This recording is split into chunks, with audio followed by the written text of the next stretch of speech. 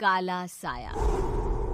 यूं तो बनारस घाट अपनी खूबसूरती के लिए बहुत प्रचलित है, पर घाट के किनारे कई राज लिए बैठे हैं। ये कहानी शुरू होती है बनारस के घाट के पास बने ममता निवास से, जहाँ प्रिया लाल जोड़े में ममता के घर उसकी बहू बनकर आती है।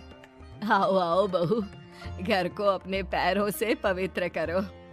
ममता घर की दहलीज पार कर ही रही होती है कि अचानक एक बहुत गंदी सी बास पूरे घर में फैल जाती है।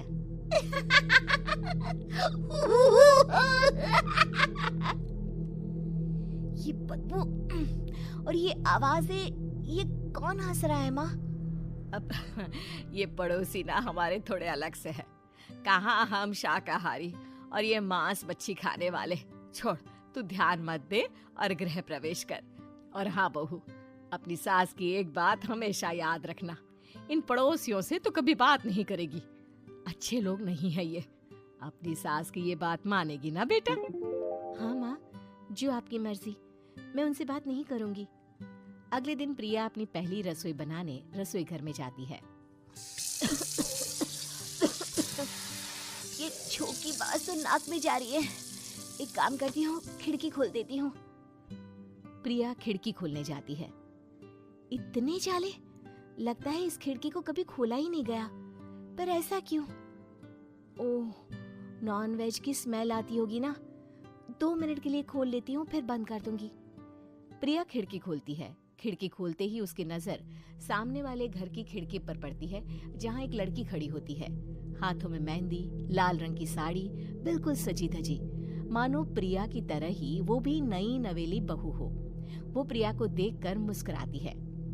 हे भगवान, माँ ने तो इनसे बात करने को मना किया था। प्रिया फौरन ही खिड़की बंद कर देती है और तवे पर चढ़े रोटी की ओर देखने लगती है, पर वहाँ रोटी न होकर मछली पड़ी होती है। ये क्या? पहली ही रसोई में इतनी बड़ी गलती! हे भगवान, अब मैं क्या करूं? प्रिया बहुत डर जाती है और फौरन रसोई की सफाई करने और फिर सभी के लिए खाना बनाने लग जाती है। जब वो सबको खाना परोसती है, सब तो ठीक है, मैं बेकार में चिंता कर रही थी। हे भगवान, ऐसे ही बस अपनी कृपा बनाए रखना। रात के वक्त जब सब सो रहे होते हैं, तब प्रिया को पायल की आवाज सुनाई देती है, जिससे उसकी आंख खुल जाती है। ये पायल की आवाज कहाँ से आ रही है?